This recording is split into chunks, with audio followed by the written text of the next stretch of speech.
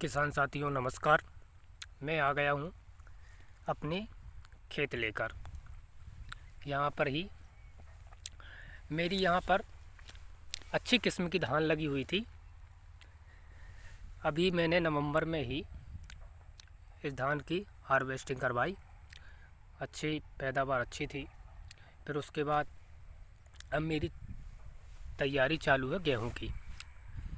गेहूँ बोने के लिए सबसे पहले धान लगी हुई है, कोई भी जिन्स लगा हो, उसके बाद पकने के बाद हमेशा अगर से मिट्टी थोड़ी सी कड़ी हो चुकी है, खेत की जुताई नहीं हो सकती, तो उसमें 2-2 घंटा की अपन शिफ्ट दे दें।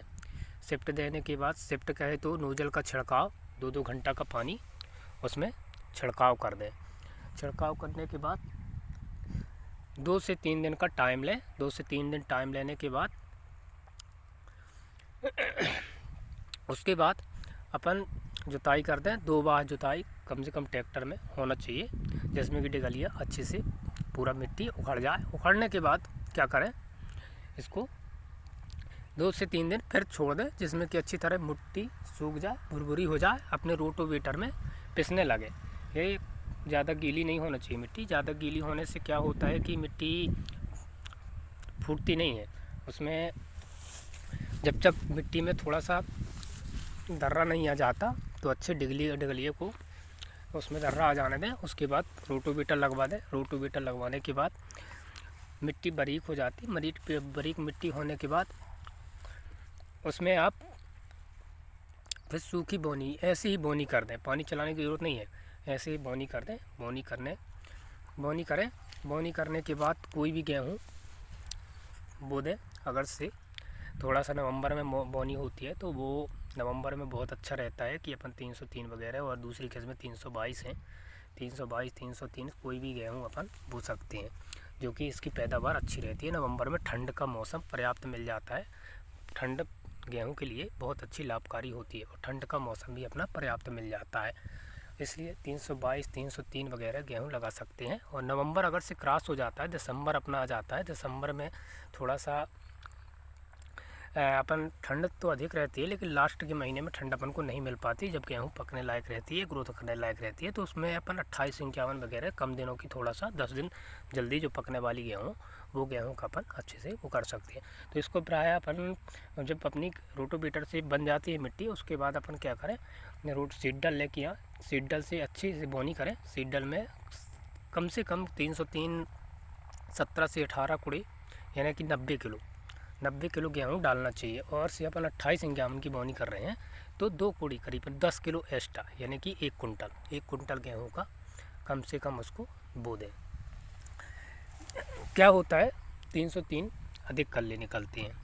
303 अधिक कल्ले निकलते हैं, और 28-51 में थोड़ी सी कम कल्ले निकलते हैं। उसमें ज़्यादा से ज़्यादा अधिकतर हमने देखा है 8 से 10 कल्ले अच्छे होते हैं। तो 303 में ज़्यादा कल्ले देखने को मिलते हैं। इससे थोड़ा सा 2 कुड़ी कम ही बोएं, और से नवंबर के महीने में अपनी बोनी कर दें, जिसमें कि अपन को पैदावार अधिक होता है। और से अपन अगली फसल अगर से अपन गर्मी की फसल, उड़द की फसल बोना भी चाहते हैं, तो उसके लिए भी अच्छा रहता है कि अपन को जल्दी कटाई हो जाती है, हार्वेस्टिंग जल्दी हो जाती है, तो अपन को उड़द की फसल में टाइम नहीं लगता है। तो उड़द की फसल के लिए अपनी खाली ज़मीन हो जाएगी। और से इसमें बोते समय गेहूँ अपन बो रहे हैं, गेहूँ के बोते समय उसमें ज़्यादा से ज़्यादा 40 किलो या 50 किलो, अधिकतर 50 किलो से ज़्यादा नहीं, 40 किलो, चाहे 50 किलो या 40 किलो भी हो जाएगा, चल जाएगा, लेकिन 50 किलो हो जाए तो और अच्छी बात है।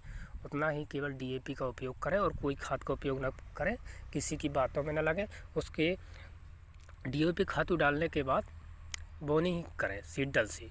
उसके बाद आप 4-4 घंटे की, केवल 4-4 घंटे की शिफ्ट दें। शिफ्ट यानी 4 घंटे का छिड़काव का पानी कुल दें। अगर से 4 घंटे से ज़्यादा हो जाता है तो उसमें गेहूँ ख़राब होने का डर रहता है, और दोबारा पानी उसमें ना दें। कम से कम 4-4 घंटे का पानी देने के छिड़काव करने के बाद कम से कम 15 दिन के बाद ही पानी दें। 15 दिन के पहले पानी न दें, जिसमें थोड़ा सा सूखा जितना भी दाना है अपना निकलने के बाद उसके बाद ही पानी दें।